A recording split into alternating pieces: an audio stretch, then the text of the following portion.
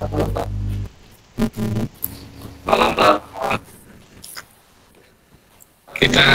mulai. Assalamualaikum warahmatullahi wabarakatuh. Salam sejahtera bagi kita semua. Kita ketemu di malam yang indah karena hari ini kita akan mempelajari matematika komputer 3. Terus terang, matematika komputer 3 ini atau kalkulus lanjut merupakan mata kuliah yang ditunggu-tunggu. Nah, yang ditunggu-tunggu katanya dosen matematika begitu. Ya, jadi mata kuliah yang kita tunggu-tunggu. Ya. Kita melanjutkan dari yang bahasan kemarin, kita sekarang masuk ke limit dan kontinuitas. Tapi beda, limit di sini tuh sama limit zaman kita matematika 1 itu beda. Ya, jadi limit dan continuity itu di sini variabelnya lebih dari 1. Ya, jadi ya kita akan mempelajari hal yang variabelnya lebih dari 1. Contoh gini ya, yang paling mudah. Setiap orang itu kan punya problem ya. Jadi misal di problemnya orang itu kan beda-beda ya. Beda-beda. Kita lihat ini dalam sebuah limit ya. Jadi konsep limit yang ada ini sebenarnya bantu kita dalam kita mengenali batasnya itu sampai berapa. Jadi misal saya ambil contoh ya. Di sini ada orang. Ya, sini ada orang. Ini gambar orang gitu ya.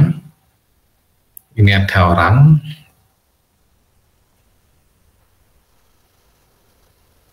Ya, orangnya di sini. Merah ini. Kemudian di sini ada limit yang dari sini. Ini mahasiswa ya, yang menyebabkan mahasiswa stres 1, apa kira-kira mata kuliah yang susah, yang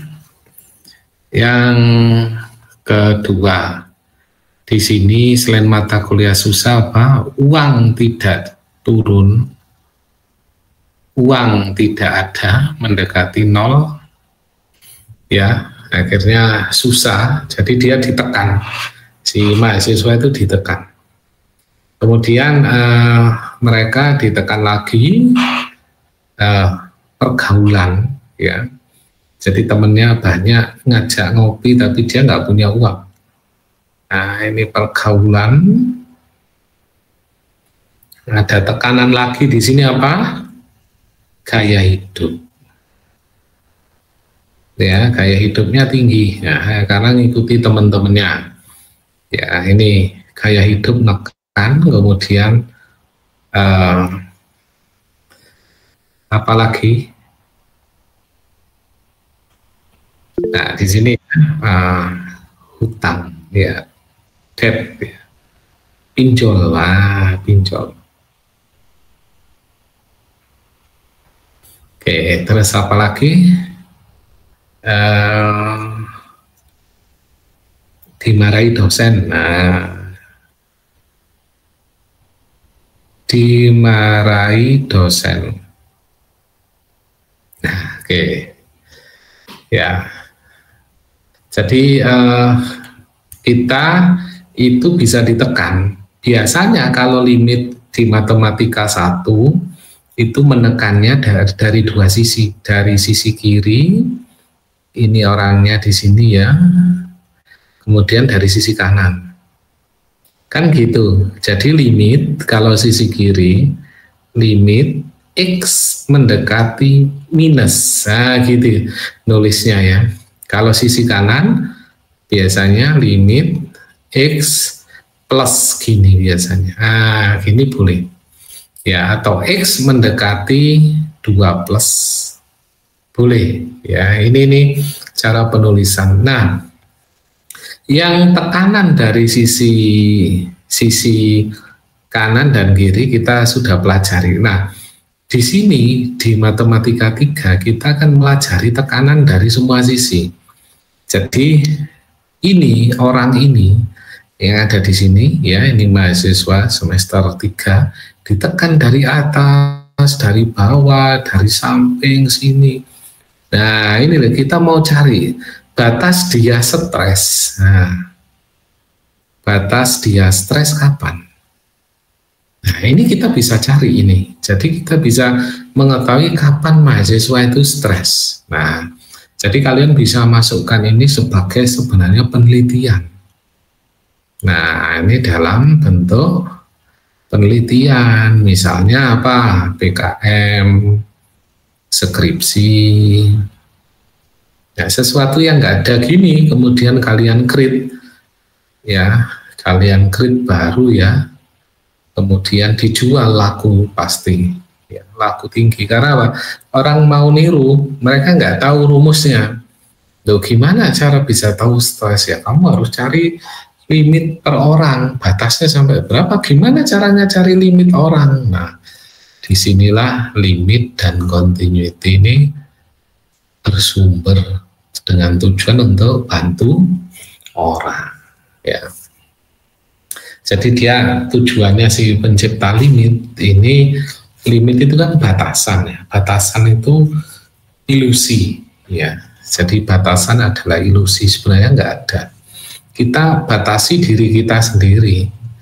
Ya, contoh ketika kalian debat sama orang, misalnya debat edukatif, misalnya kalian adu argumen dengan dosen, mesti jawaban kalian ya terang aja, saya masih mahasiswa, orang itu sudah dosen. Nggak boleh begitu, nggak boleh, semua orang sama. Kita akan membatasi diri kita bahwa saya ini mahasiswa. Iya. Nah, contoh lagi, ada wanita yang ada masalah dikit ngambek ya, terus nesu dan seterusnya. Ternyata ketika diberitahu, dia bilang, saya ini wanita itu sifatnya memang kayak gini, nah gitu. Jadi pembenaran terhadap sesuatu yang membuat limitnya dia terbatas, ya, limitnya dia terbatas, bahwa kita dikasih waktu yang sama. Saya, kalian, Elon Musk, Bill Gates, sehari sama 24 jam. Ya, sehingga limit kita punya limit tak terbatas untuk berkreatif ya, limit kita tak terbatas. Oke, kita lanjutkan lagi. Ya, jadi tujuan kita pada bagian ini untuk memberikan arti ya, to give meaning to this statement.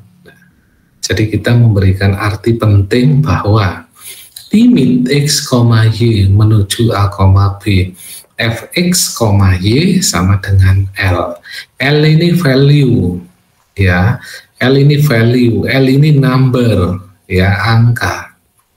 Ya, disinilah muncul awal parsial derivatif. Jadi parsial derivatif, turunan parsial, turunan yang variabelnya lebih dari 2 variabel bebas, lebih 2 atau lebih variabel bebas, itu kita sebut turunan parsial. Ya, turunan parsial yang kemarin. Nah, bahasan kali ini namanya persamaan diferensial parsial. Sama apa tidak? Beda. Persamaan diferensial parsial itu persamaan yang sama dengan 0, tapi dari diferensial, dari turunan-turunan, tapi dibuat menjadi persamaan. Contoh setiap gini, contoh yang paling mudah ya, saya jelaskan tentang persamaan diferensial parsial gini. Budi, misalnya ya, ada orang namanya Budi. Budi ini menikah dengan Wati. Ya, menikah dengan Wati lah. Nah, oke. Nah, ini ada Luffy di sini menikah dengan Wati ya. Oke. Kemudian Budi ini punya salary, gaji per bulan 2 juta, Wati per bulan 3 juta. Berarti mereka take home pay dalam waktu sebulan itu 5 million ya, 5 juta. Kemudian Budi dan Wati berinisiatif, mereka pengen beli mobil. Mobil harganya 400 juta. Rumah belum punya ya, masih ngontrak. Sekarang kan lagi tren, orang belum punya rumah tapi mobil sudah punya dulu. Ya, beli mobilnya 400 juta, gajinya 2 juta sama 3 juta, cukup nggak kira-kira? Nggak cukup nggak? Nggak cukup, secara rasional nggak cukup. Harusnya berapa mobil yang Budi dan Wati beli? Kalau gaji 5 juta, harusnya dia beli mobil 5 juta ini kalikan 12 bulan, harusnya dia beli mobil itu maksimum 60 juta. Mobil second, harusnya begitu Budi dan Wati. Tapi dia maksa, namanya orang ya, kita nggak tahu, dia maksa beli 400. Oke. Kalau di persamaan diferensial ini bisa aja terjadi, dia mampu beli 400. Caranya begini, ada faktor K1 konstanta, faktor kali gajinya Budi 2 juta, ditambah faktor konstanta kedua kali gajinya Wati 3 juta sama dengan 400 juta. Oke. K1 ini faktor kali gaji, K2 faktor kali gaji. Jadi supaya ketemu bahwa Budi penghasilannya ketemu 400, maka kalau misalnya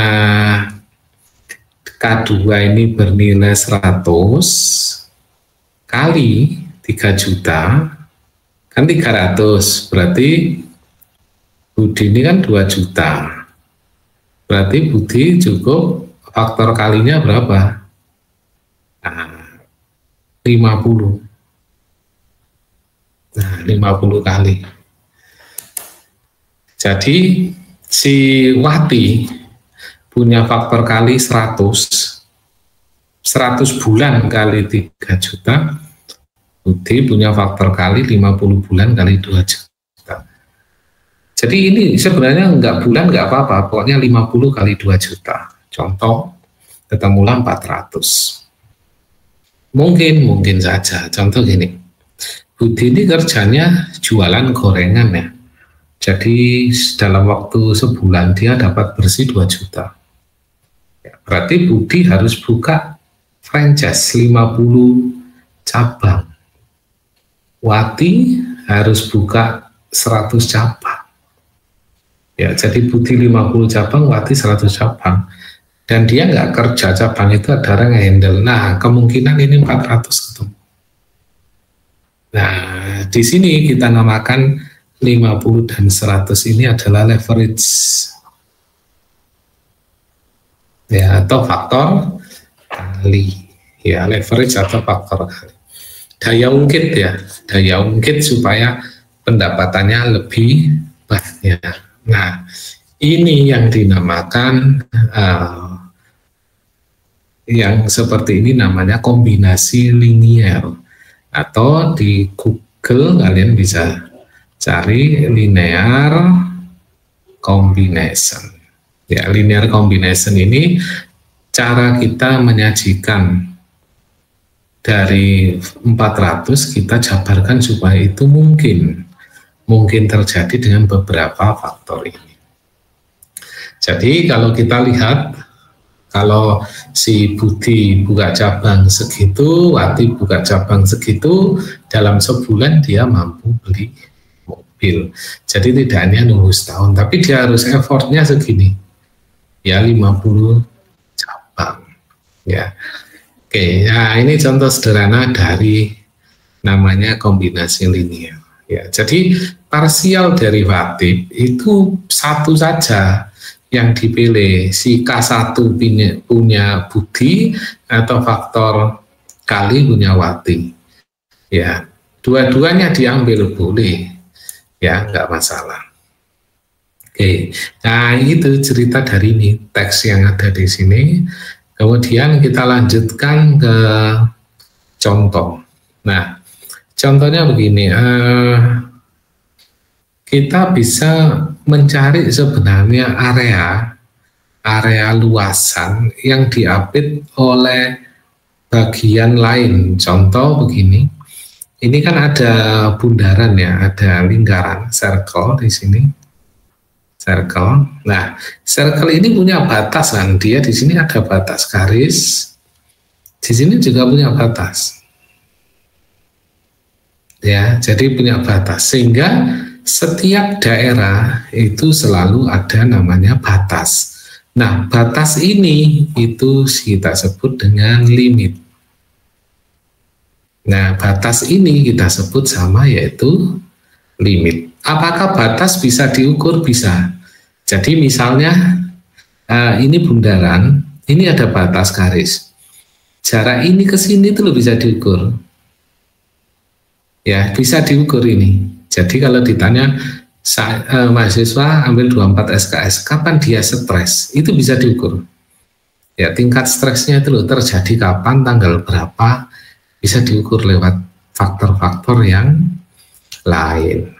Ya, contoh, ada teori jika fx, y adalah polinomial, poli itu banyak ya, poli banyak, politeknik, politeknik berarti banyak teknik di sana. Ya.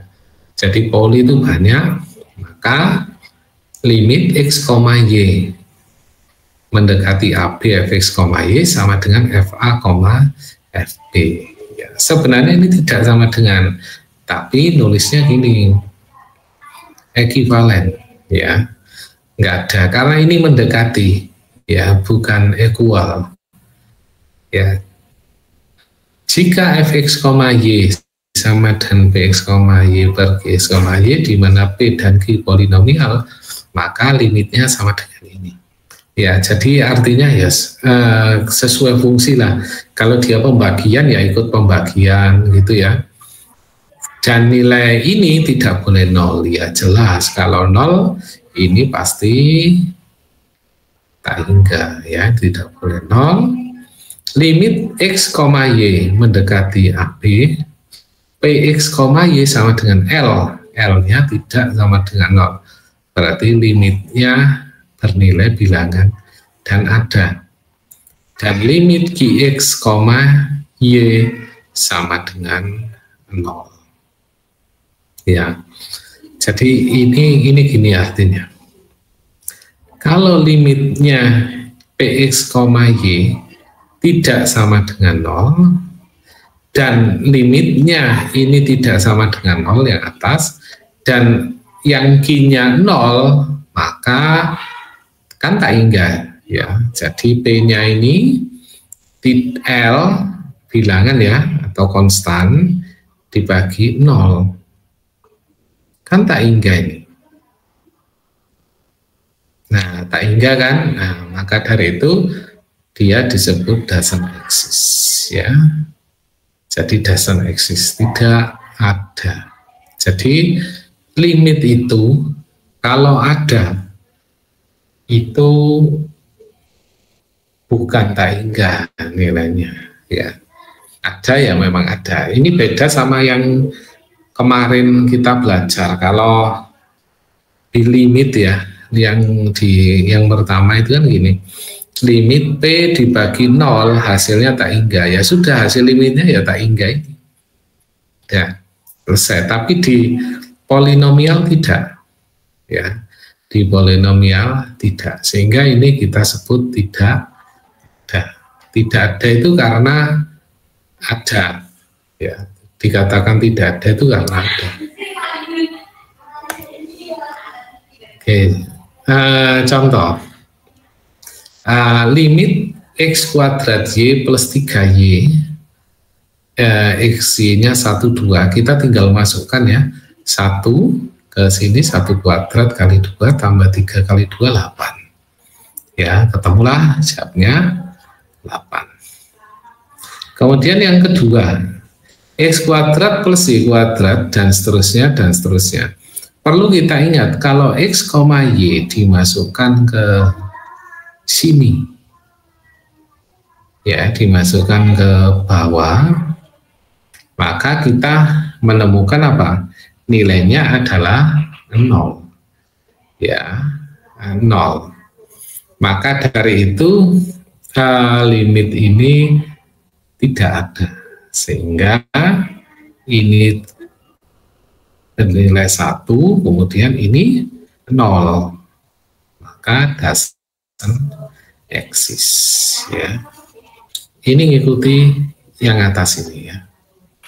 Ini, ya, ngikuti teorema. Ya, ini teorema, jadi suatu saat bisa jadi salah ini. Ya, kalau ada orang yang berhasil membuat pembuktian bahwa itu salah.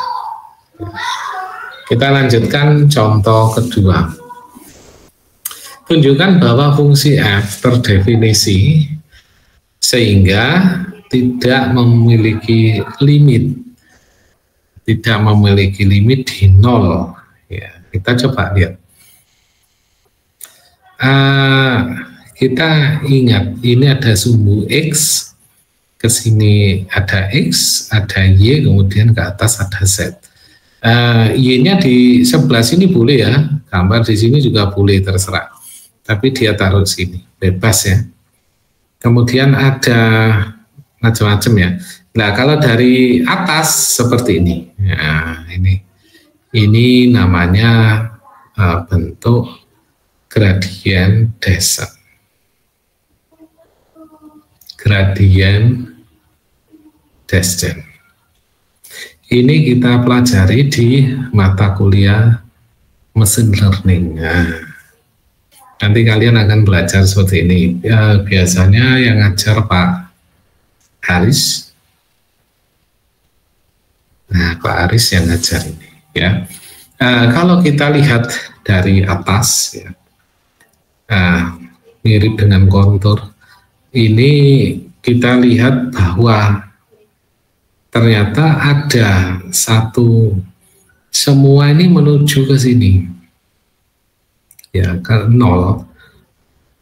X, Y-nya 0, X-nya 0 di sini, tapi Z-nya 0 di sini, ya, tingginya di sini. Nah, di gambar ini kita lihat bahwa kalau ini ditarik garisnya di sini putus, ya, ini tidak nyambung di sini, tidak nyambung, kemudian di sini juga broken, ya, broken, sehingga ada rumus bahwa tidak continue,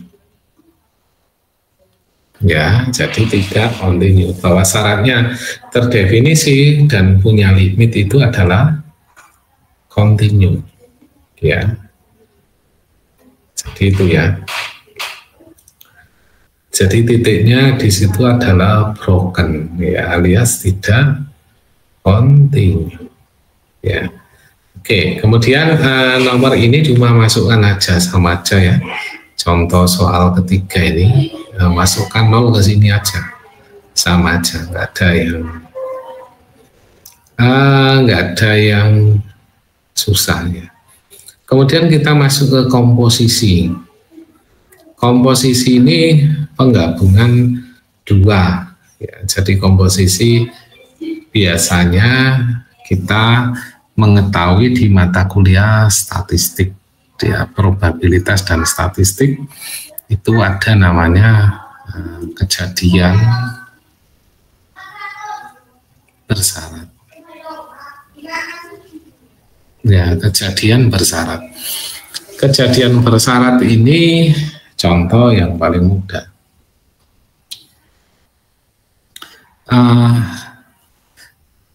Peluang mahasiswa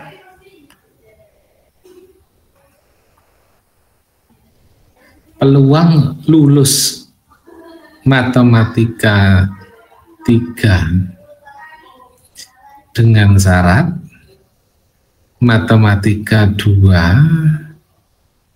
sama dengan lulus, ya, dan matematika 1 sama dengan lulus. Nah, ini.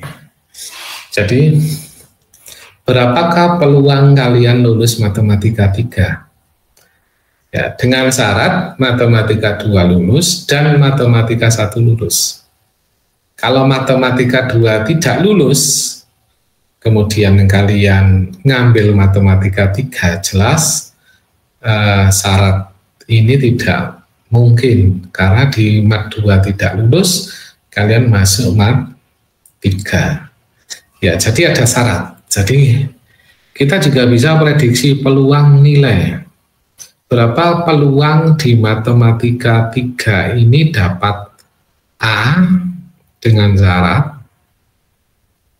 matematika 2 dapat A dan matematika 1 dapat A, terus dan dosennya sama. Nah, oke. Ya, jadi berapa peluang matematika 3 dapat A? Ketika matematika 2 dapat A dan matematika 1 dapat A dan dosennya sama semua antara M1, M2 dan M3. Ya, kita bisa memprediksi untuk laju penduduk juga bisa. Kita bisa pakai juga, ya. Jadi kalau di kampus itu di GKP lantai 1 ya, gedung kembar itu A20, A19. Di lantai bawah misal kita kasih, itu kan kalau mau naik lift itu kan ada monitor ya. Nah, kalau misal monitor kita ganti monitor stres, nah, jadi mahasiswa cukup hadapkan wajahnya ke monitor, di situ ada kamera, langsung dia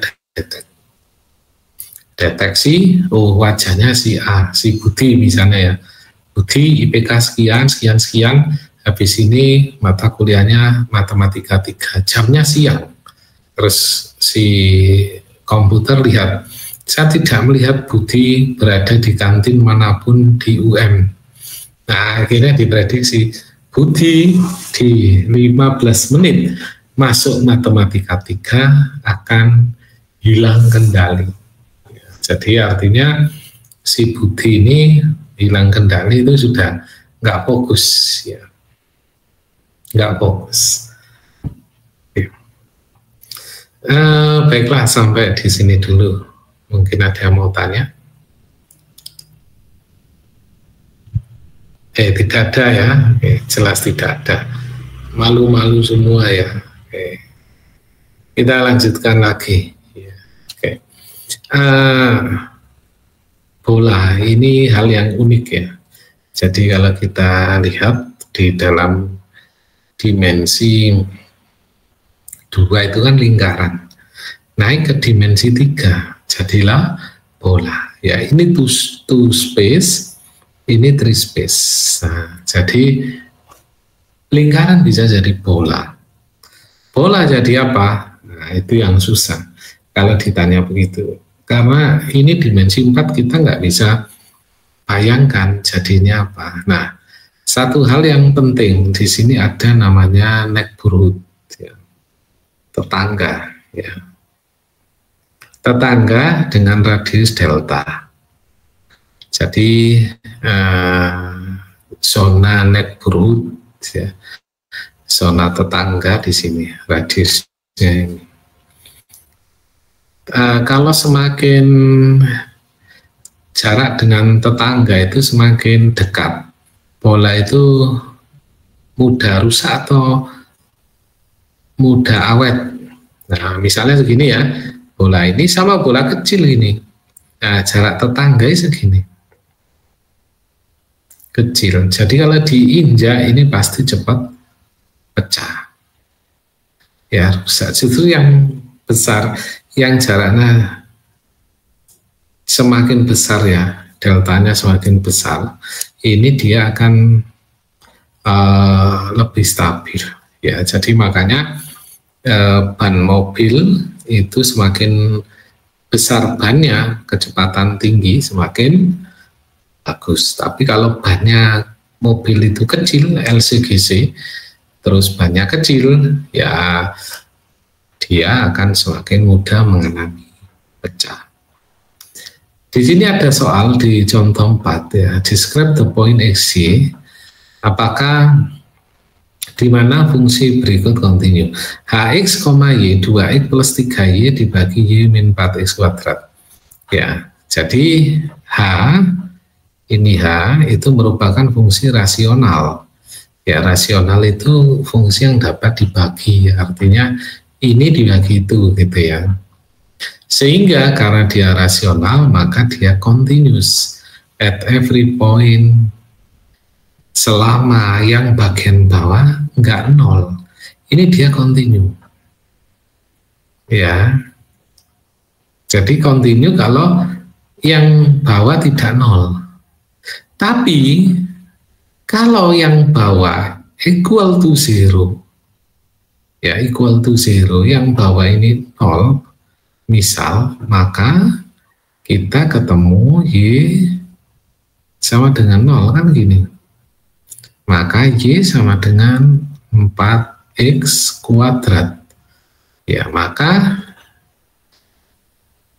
Hx, Y itu continue except ya, kecuali ya pada parabola Y sama dengan 4x kuadrat. Ya, jadi tidak continue ketika melewati garis Y sama dengan 4x kuadrat. Jadi continue tidaknya itu tergantung. Kalau di mat 1 kita satu aja nggak continue, ya sudah nggak bisa, ya nggak bisa dilakukan. Tapi di sini satu nggak continue, yang atas masih bisa, ya masih bisa dipakai. Ya, kita lanjut ke yang B. Cos, ya nilai cos itu kan fungsi yang naik turun ya, naik turun continue enggak ya, continue ya, continue untuk semua bilangan ya. Kalau di sini misalkan T boleh jadi cos itu adalah continue untuk semua x, y ya, jelas yang continue itu sin kemudian cos ya, tangan tidak ya, jadi sin dan cos. Oke,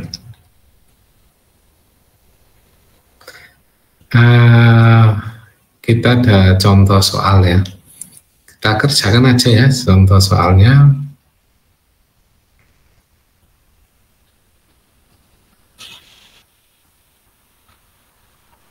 Ya yang awal aja.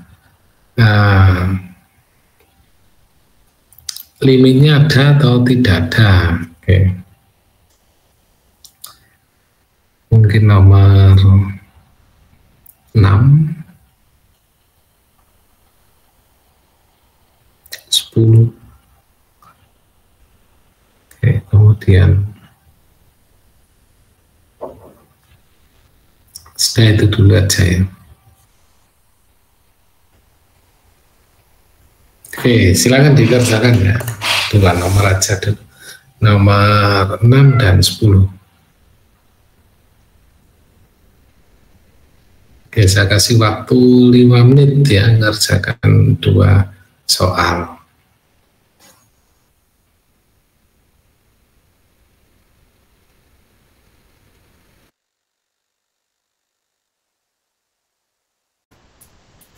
Yang sudah selesai bisa menuliskan di kolom chat ya. Kita mulai nomor 6 dulu ya. Nomor 6 ada atau tidak ada? Ya, limitnya ada atau tidak ada? Silakan tuliskan di kolom chat.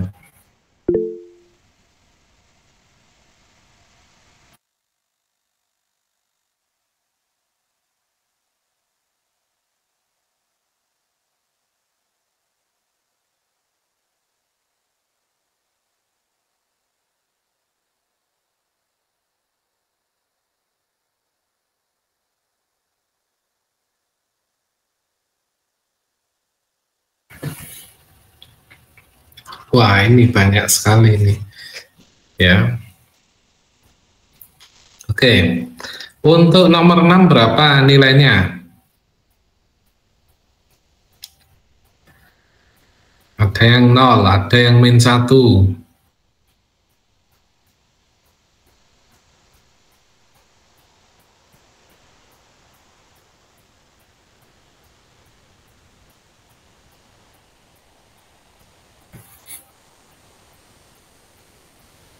Oke. Sudah, kita banyak yang menjawab -1 untuk nomor 6 ya, untuk nomor 6.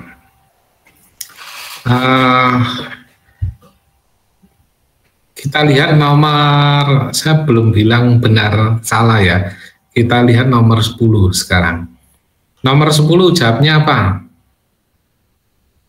Oke, nomor 10, silakan jawabnya apa?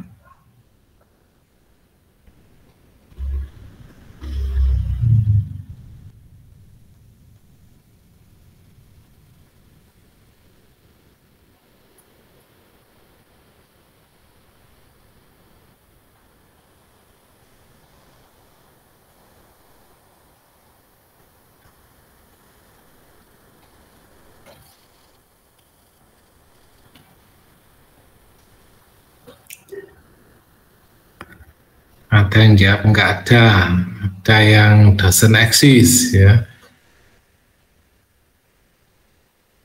Oke.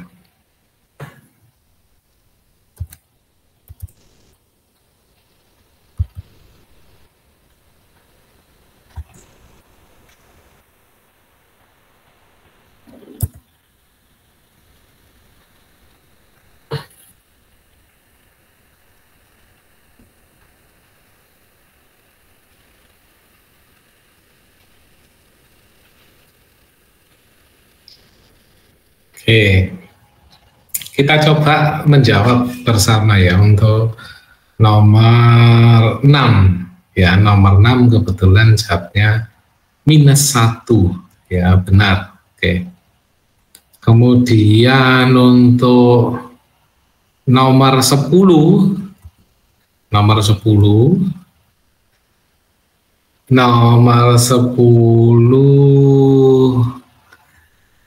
jawabnya ada yang tidak terdefinisi, ada yang 0, ada yang tidak ada ya. Nomor 10 jawabnya adalah 0 ya. Jawabnya adalah 0. Oke. Kalau nomor 6 udah jelas ya, nomor 6 udah jelas. Nah, sekarang yang nomor 10 ya. Nomor 10 cara menjawabnya adalah dengan memfaktorkan yang bagian atas ya. Di nomor 10 yang bagian atas itu kita faktorkan dulu sehingga sini ya, nomor 10 mana? Oh, ini.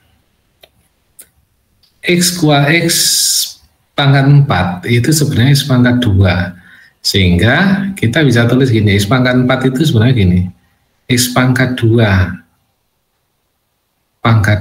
min Y pangkat 2 pangkat 2. Nah, ini sebenarnya kita bisa bikin menjadi X kuadrat plus Y kuadrat kali X kuadrat min Y kuadrat. Per bawahnya kita tulis X kuadrat plus Y kuadrat. Ini juga per X kuadrat plus Y kuadrat. Nah, kebetulan di sini yang ini sama, coretlah ini ya. Tinggal X kuadrat min Y kuadrat.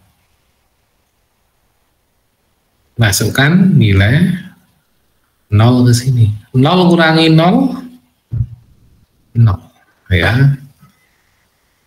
Jadi 0 kurangi 0 adalah 0. Oke. Itu untuk jawaban nomor 10 ya. Nomor 6 sebagian besar sudah benar ya, tinggal masukkan aja untuk nomor 10 itu jawabannya. Oke, saya rasa tidak ada masalah ya. Jadi yang jawab 0 ada tadi. Nah, itu saya lihat beberapa yang jawabnya 0. Oke, ya, yang tidak ada juga ada ya. Tidak terdefinisi juga ada ya. Jadi ya nggak apa-apa, latihan ya. Oke. Nah, kita ini adalah pendahuluan sebelum masuk ke persamaan diferensial. Jadi ini baru pendahuluannya tentang limit versi dua variabel atau lebih. Nah, masuk inti persamaan diferensial. Saya ambilkan tutorial dalam bahasa Indonesia karena nanti kalian kalau ngikuti buku ini agak membingungkan, sehingga di sini lebih realistis. Kita masuk ke persamaan diferensial orde 1. Orde 1 ini orde yang paling mudah katanya ya. Nggak usah percaya ya. Jadi katanya itu paling mudah. Ini yang paling mudah. Jadi teori kalkulus mengatakan bahwa turunan, jadi F besar diturunkan itu jadinya F kecil. Ini cuma kode aja, kode penulisan ya. Sehingga sudut pandang ini akan bermanfaat ketika menyelesaikan persamaan diferensial ya. Contoh, kita masuk ke sini aja. Nah, ada persamaan diferensial gini, yang bunyi gini ya, laju ya atau kecepatan perubahan gini ya, kecepatan habisnya uang saku. Misal H, S ya, S ini adalah uang saku mahasiswa, maka kecepatan uang saku berubah terhadap waktu dipengaruhi oleh jumlah uang saku itu sendiri per bulannya. Jadi S ini rupiah yang kalian terima dari orang tua, K ini faktor kali. Jadi faktor kali. Jadi kecepatan uang saku, kalau faktor kalinya besar, kecepatannya makin besar. Contoh, uang saku kalian dikasih orang tua misalnya 1 juta. Sebulan habis. Ya, sebulan habis. 3 juta. Sebulan habis, pertama nggak habis, berikutnya pasti habis. Kalian dikasih sebulan 5 juta sama orang tua kalian, habis nggak? Habis. Ya, habis. Karena apa? Ya, namanya barang dikasih ya, kecepatannya itu semakin cepat. Ya, makin cepat habisnya. Ya. Nah, ini perubahan kecepatan. Nah, diferensial itu tujuannya untuk memodelkan situasi dalam alam kondisi sebenarnya. Contoh,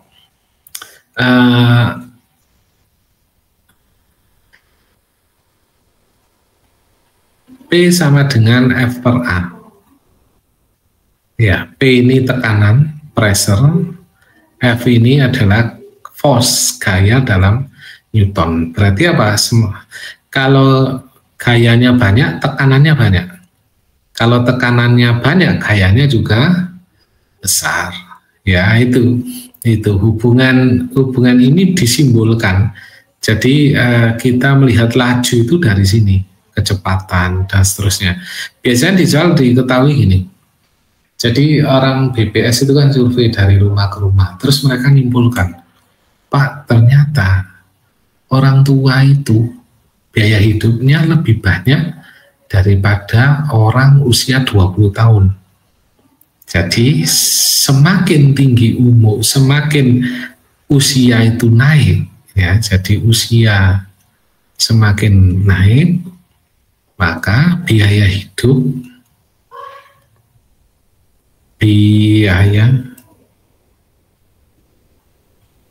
semakin naik.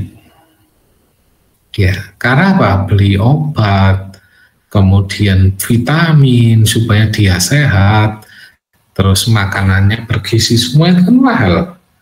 Ya, beli buah, beli macam-macam itu kan mahal. Nah, usia naik, maka biayanya naik. Terus apa lagi? Kalau usianya naik, biayanya naik, terus yang turun apa kira-kira? Waktu belanja. Ya, waktu belanja turun, kemudian apalagi sosialisasi naik,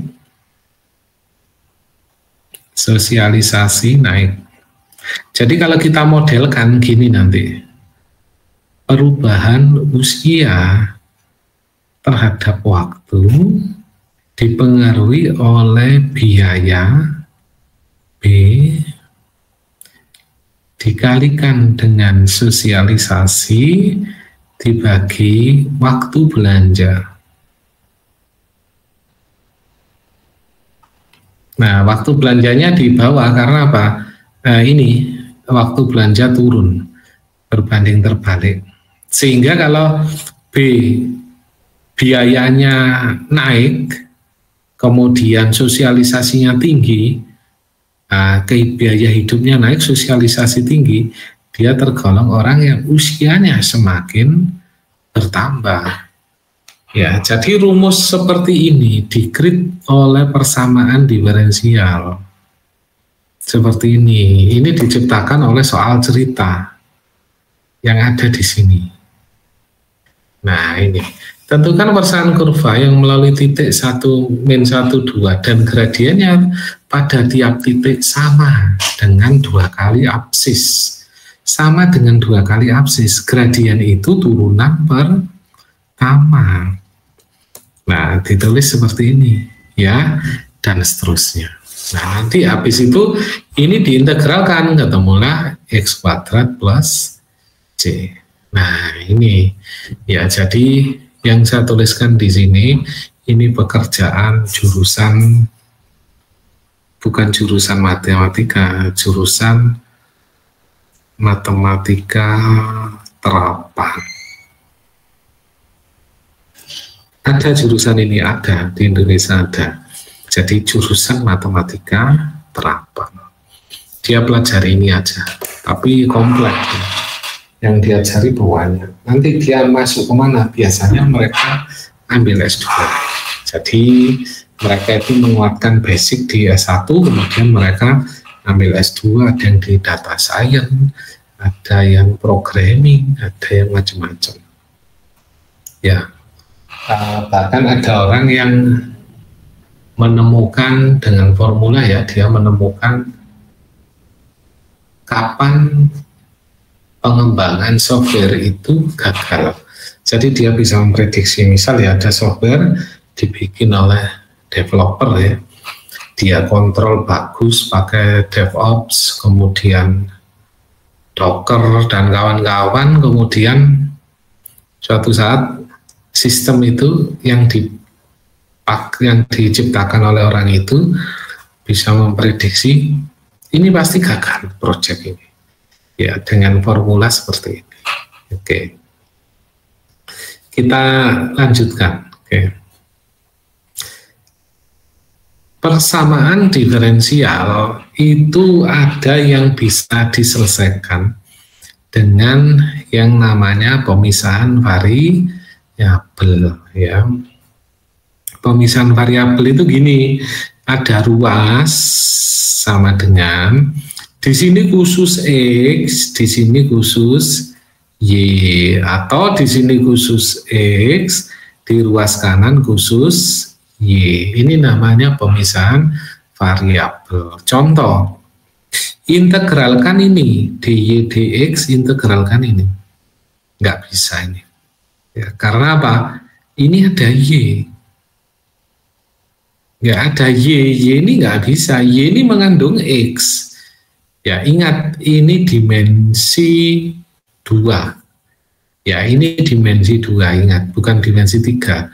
Kalau 3 Y-nya kita anggap konstan, tapi ini dimensi 2. Ya, jadi nggak bisa. Maka itu kita pindah. Dipindahlah. Oh, Y ini pindah ke sebelah sana. Sehingga jadi Y. DY. Yang X-nya pindah sini. Nah, ketemulah sin X plus X kuadrat dx. Nah, cocok ya. Kiri Y, kanan X. Integralkan aja. Nah, integralkan. Integral Y dy.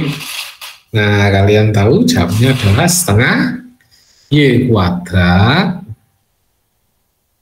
setengah Y kuadrat sama dengan integralnya sin adalah min cos X plus sepertiga X pangkat 3 ya, plus C. Nah, kita tahu akhirnya sudah sampai sini aja nggak apa-apa. Ya, sampai sini aja nggak apa-apa. Nggak, ini nggak harus dikalikan ke kanan. Kalau mau dikalikan ya boleh sih. Ketemu Y kuadrat ya. Nggak usah wis ya, biar gini aja. Ini yang dinamakan pengintegralan dengan pemisahan variabel. Jadi kalau ketemu model seperti ini, ubah, kalian ikuti ini. Y-nya di kiri, X-nya kanan, atau X-nya kiri, Y-nya kanan. Ya, ikuti ini aja. Setelah diikuti, dipindah, jadi seperti ini. Ya, kalau sudah jadi seperti itu, apa yang terjadi? Ya sudah. Oke, ada yang mau tanya sampai di sini? Nggak ada lagi ya? Oke. Saya rasa sudah jelas ya. Kita bisa lanjutkan ke contoh berikutnya. Ya. Kita lihat di contoh berikutnya. Lah, kalau ini jadi gini ya, dikalikan ke. Kalau C1 ini C2 ditulis boleh. Ya, kalau ada 2 tulis, atau dijadikan 1 cukup saya tulis C di sini ya. C ini artinya C1 min C2 atau C2 min C1 sama aja. Hasilnya tetap C. Ya. Nah, ini biasa digunakan di mana? Di head transfer ya. Kemudian peluruan. Ini head transfer. Transfer panas ya. Hukum pendinginan Newton lah ini. Jadi separasi variabel adalah membagi dengan variabel yang tidak ada di tempat lain. Oke. Berikutnya ini adalah contoh kurva ya. Kita lihat yang bawah aja.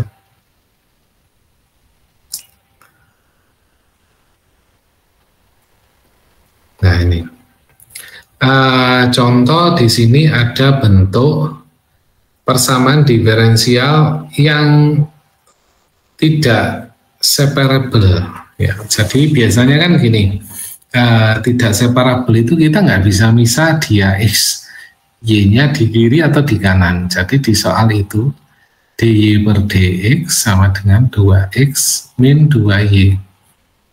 Dia kan nggak bisa, X-nya kita kali ke sini, ini tetap mengandung X.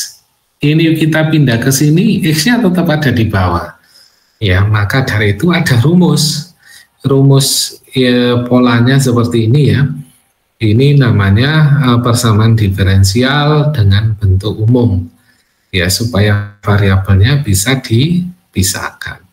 Maka ini bisa kita pindah ke sana sehingga persamaan ini menjadi dy per dx, ya, kemudian min 2y-nya kita pindah, plus 2y sama dengan 2x. Nah, oke.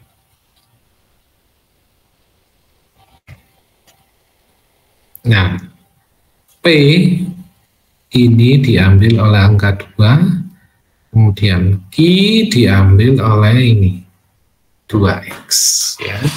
Jadi kita punya Px adalah 2, Qx adalah 2x, ya.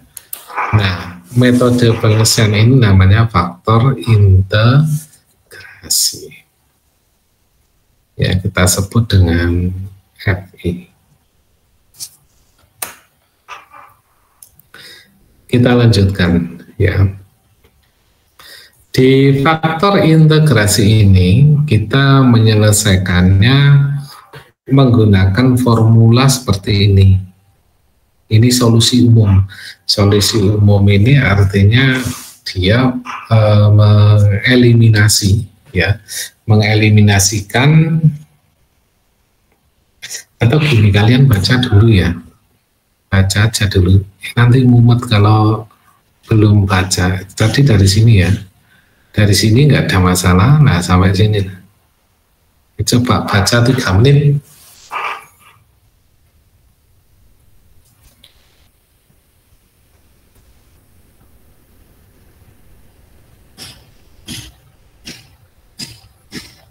Silakan.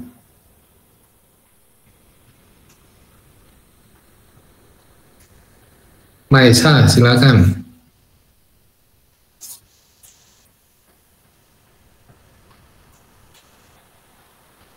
Tidak ada.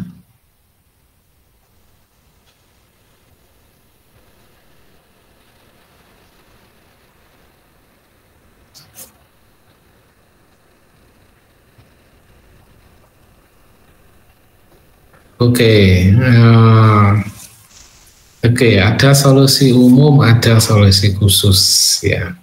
Jadi gini, untuk memudahkan penjelasan antara persamaan diferensial dengan faktor integrasi, kita lihat contoh ini aja. Ya, kita lihat contoh. Gini,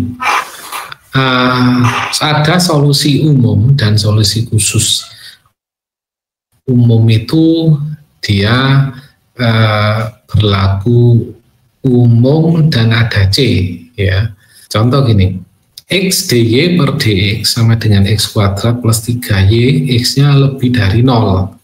Maka kita tulis persamaan dalam bentuk yang standar, sehingga ketemu dy per dx min 3y per x sama dengan x, ya, sama dengan x. X-nya lebih besar dari 0. Ingat bahwa kenapa kok x kuadratnya tidak di situ? Kita lihat rumusnya.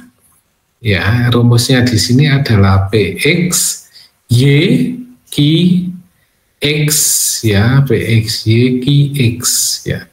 Jadi p-nya ini ada x-nya. Ya, kalau tidak ada ya biarkan. Tapi di sebelah sini x ini kan nggak butuh x di sebelah kiri, maka dari itu kita bagi x. Ini nggak butuh ini, ya kan? Sehingga semua ini kita bagi dengan x. Ketemunya dy per dx, x kuadrat jadi x, 3y 3yx. Menurut rumus faktor integrasi, yang sebelah kanan tetap x saja. Oke, x ini tetap di kanan, 3y per x terpaksa kita pindah kiri. Nah, rumus yang tadi itu, ya, itu kan rumus aslinya, itu kan gini, dy per dx plus p x Y sama dengan QX. Y-nya ada di sini. Berarti P adalah min 3 per X. Nah, ini min 3 per X, QX-nya adalah X. Dengan faktor integrasinya adalah E pangkat integral PX ya. E pangkat integral PX dx. Jadi ketemunya E pangkat min 3 ln X. Min 3-nya naik ke sini, ke min 3, supaya bisa turun jadi X pangkat min 3. Nah, X pangkat min 3 ini kita sebut dengan faktor integrasi. Artinya apa? Semua dikalikan dengan X pangkat min 3 atau seper X pangkat 3. Ya, akhirnya persamaan diferensial ini, ya, akhirnya persamaan ini menjadi dy per dx min 3y per x. Ini yang sebelah kiri ya, kita kali dengan seper x pangkat 3 atau x pangkat min 3, maka sama dengan seper x pangkat 3 kali dy dx min 3y per ini dengan ini, x3 dengan x, jadi x pangkat 4 kan. Ya, ketemulah x pangkat 4. Sehingga kita bisa tuliskan dalam bentuk d per dx, ya ini kan satu ya, karena ini satu, disable boleh, sehingga dy per dx pangkat 4. Nah, kemudian dipisah supaya mudah diintegralkan, sehingga kita punya d, harusnya kan dy per dx pangkat 4. D dalam kurung y per x pangkat 3, ini dx-nya di luar sini. Loh, apa boleh begini? Bisa, ya, bisa dilakukan. Tapi ini jangan dicampur sama ini, dx pangkat 4 jangan dicampur ya, nggak boleh dicampur. Ya, saya nunggu tadi ada yang protes, tidak ada yang protes. Ini nggak boleh ya, nggak boleh dicampur, sehingga tetap begini. Sama dengan, ya, sama dengan kalau ini kita lihat yang sebelah kanan, ini kan X ya, tulis X, tadi kan ini sebelah kiri aja, yang sebelah sini, yang kanan itu X, dibagi sama X pangkat 3, sama dengan seper X kuadrat, sehingga kita punya persamaan, D per dx, Y per ini sama dengan seper X kuadrat. Nah, dari situ kemudian kita temukan penyelesaian, ya ini kita integralkan, maka d per dx-nya hilang, tinggal y per ini, integral seper x kuadrat, jadi min seper x plus c. Jadi solusinya ini, ya, solusi umum, ya, persamaan diferensial. Kalau khusus ya tinggal masukkan angka. Ya, kalau khusus tinggal angkanya dimasukkan seperti contoh yang bawah. Nah, inilah. Nah, ini ya. Bisa pakai angka itu dimasukkan, bisa. Nah, ini contoh dari soal persamaan diferensial. Nah, persamaan diferensial ini larinya kemana? Interpolasi, ya. Interpolasi.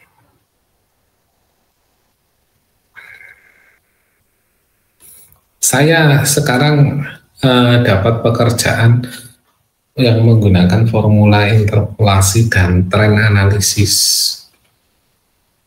ya, dari salah satu perusahaan, ya, dan pekerjaan ini. Jadi pakai platformnya Hadoop, ya, pakai Hadoop. Bagus untuk komputasi, cuma banyak modul di Hadoop yang saya nggak suka, akhirnya tetap larinya ke Python.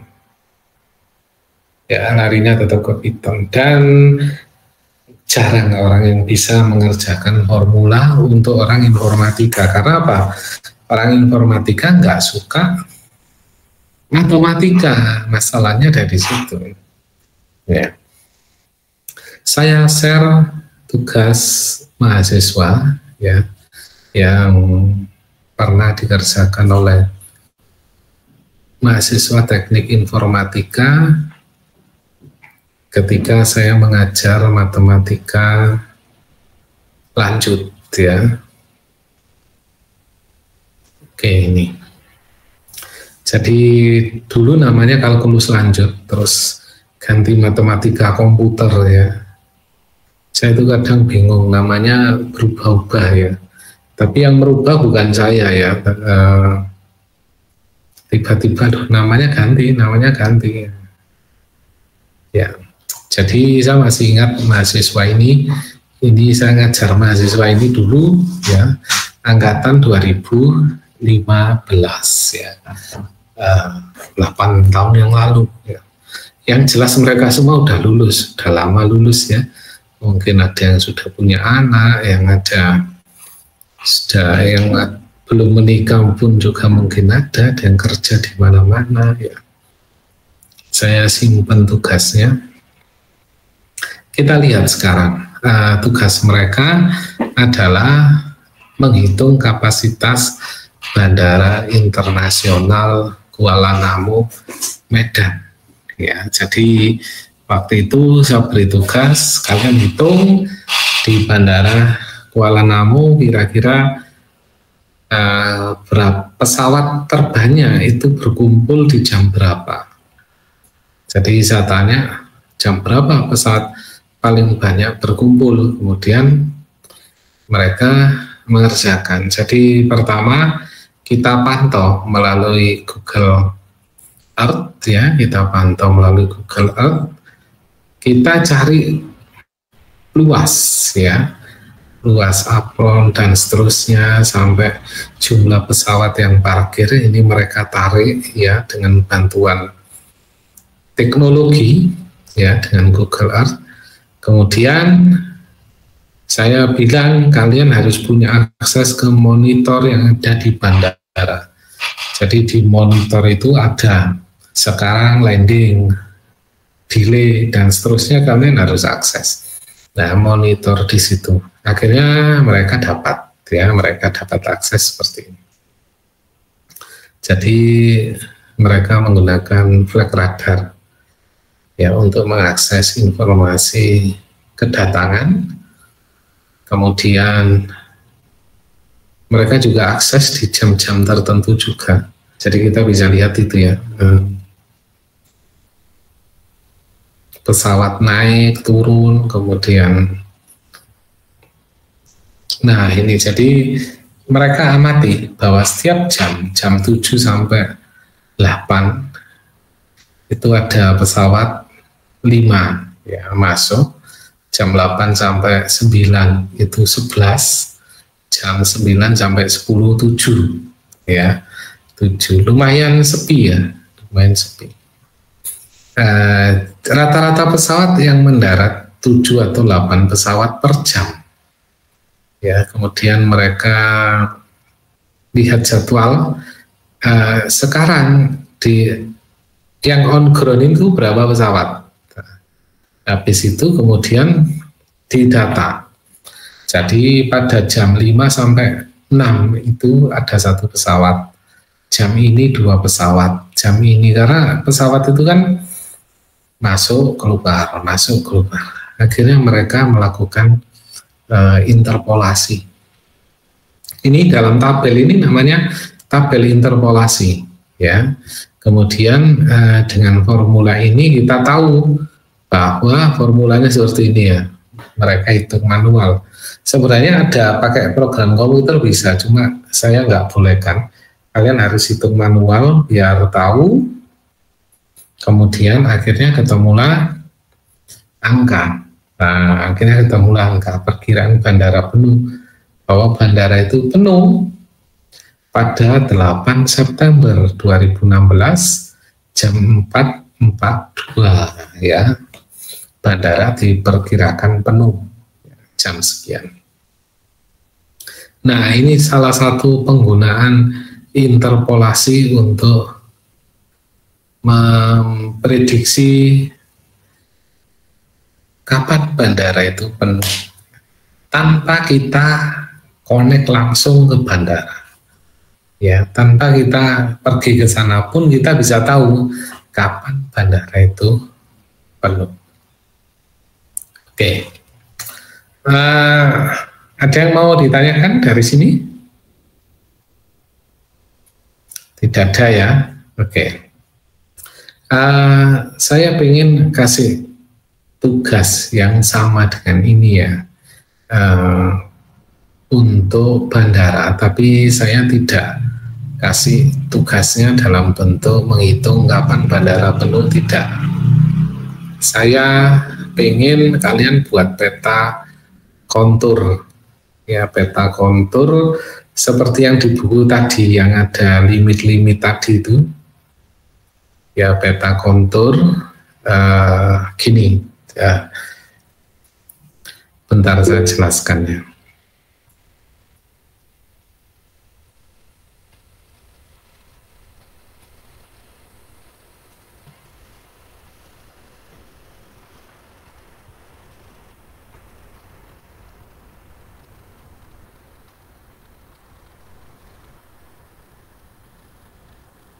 Ada pertanyaan,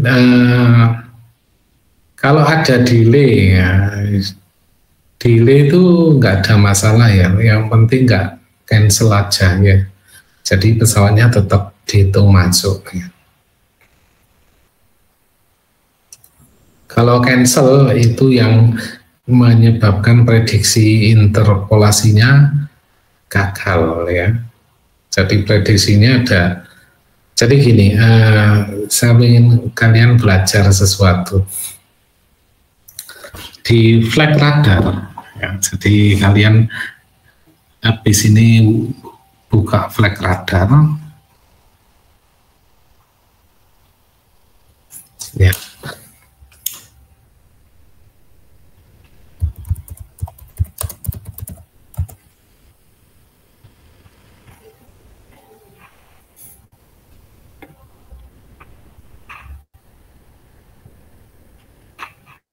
Nah, ini penerbangan saat ini ya yang terjadi di atas kita.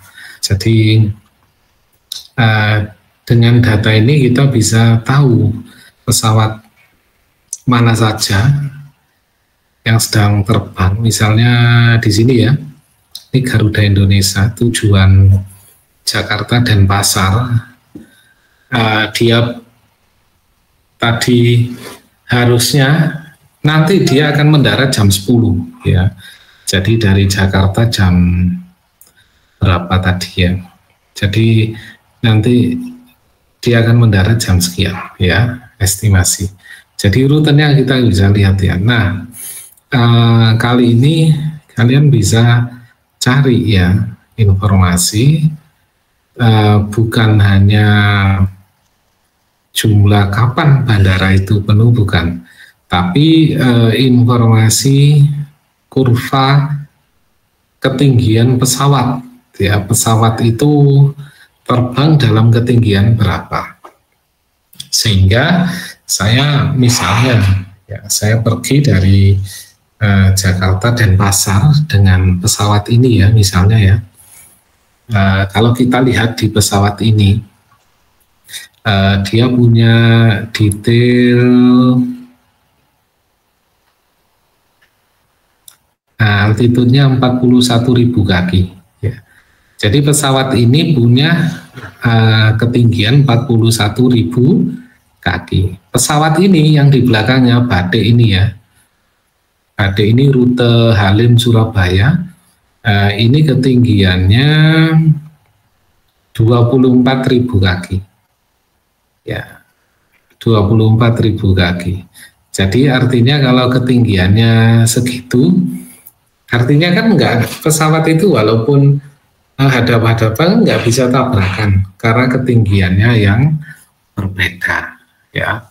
Nah, kita cari, kita petakan antara ketinggian pesawat yang terbang. Jadi nanti kita petakan ketinggian pesawat yang terbang itu,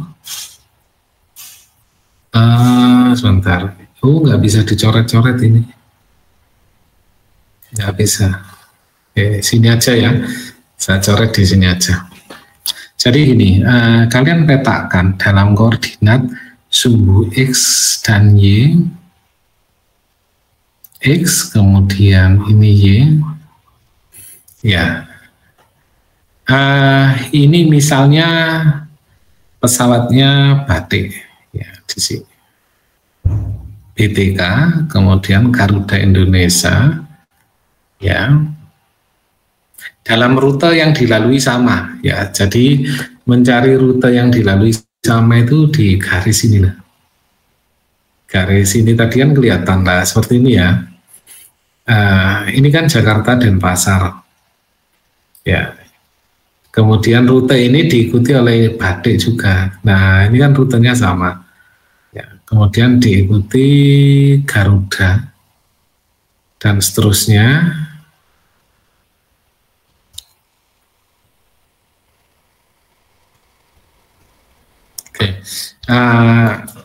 Dari situ kemudian kita buat ketinggian altitude, ya, jadi kita pantau. Misal ini ketinggian 10.000, ini 20.000, 30.000, 40.000 ketinggian pesawat. Batik misalnya tingginya di sini. Garuda misalnya di sini pada jalur yang dilewati mirip ya bekasnya jalur. Kemudian ini di sini, ada lagi di sini, kemudian ada lagi di sini. Ini tingginya ini tetap, jadi dia nggak akan berubah. Artinya kalau pesawat ini melewati jalur ini ya tingginya sekian. Ya, nah dari situ nanti kalian ini kan ketemu garis ya, ketemu garis kan gini, titik, titik, titik. Titik. Nah, dari sini dilakukan namanya regresi. Nah, regresi itu garis di tengah, ya, garis di tengah gini, yang membagi titik-titik ini menjadi sama jaraknya. Nah, jadi jarak antara ini dengan ini itu sama. Seret gini ya ketemu. Nah nanti kalian bisa prediksi di sini ya. Kalian bisa prediksi kalau ada pesawat yang terbang di area ini,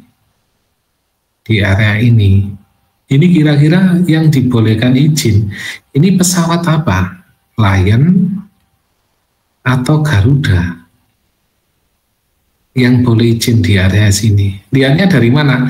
Nanti kalian akan menemukan pola, ini Batik, ini Garuda. Yang Batik kumpulkan Batik, Garuda kumpulkan sendiri. Nanti nemu pola di sini. Ya, ketemu pola. Nah, yang dicari adalah kurva ini. Ya, kurva ini. Ini kita sebut dengan regresi linear. Oke. Baiklah, sampai sini ada yang mau tanya?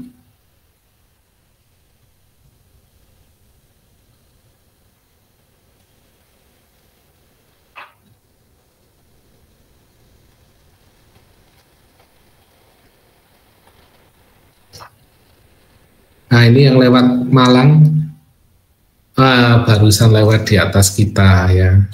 Di utara Malang dikit. Oke. Ada yang mau tanya sampai di sini? Tidak ada. Oke. Kita kerjakan sekarang ya. Kalian kerjakan sekarang. Jadi kalian buka flag radar, kemudian buat modelnya nanti seperti yang ini ya. Ini saya akan share di grup ya, foto ini biar jadi referensi kalian ya. Oke, itu aja. Saya akan buka classroom untuk pengumpulan tugas. Kita sampai jam 9 ya. Jadi ada waktu yang cukup lah untuk menentukan garis interpolasi. Garis interpolasi itu pokoknya tarik aja pakai penggaris lurus gitu aja, tapi di tengah-tengah. Sebenarnya ada rumusnya, cuma mungkin kalian belum dapat itu ya. Itu di machine learning, itu di mata kuliah machine learning ada. Ya, ada yang ditanyakan?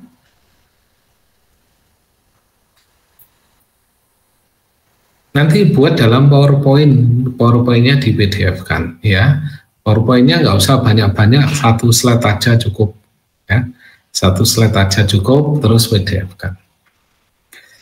Oke, saya akan kirim catatan ini ke grup. Oke, ada yang mau tanya sampai di sini? Nggak ada? Oke, kita langsung bekerja ya. Saya akan share ini di grup. Tenggat jamnya terlalu cepat, keringanan. Oke, kita lihat nanti ya. Kalau jam 9 banyak yang belum, kita undur sampai jam 10 ya. Kalau belum, kita undur lagi. Itu ya. Oke, silakan bekerja dari sekarang ya. Diusahakan jam 9 bisa selesai ya. Oke. Silakan bekerja, kita akhiri sampai di sini. Kita ketemu lagi minggu depan. Terima kasih semua. Assalamualaikum warahmatullahi wabarakatuh. Waalaikumsalam warahmatullahi wabarakatuh. Waalaikumsalam.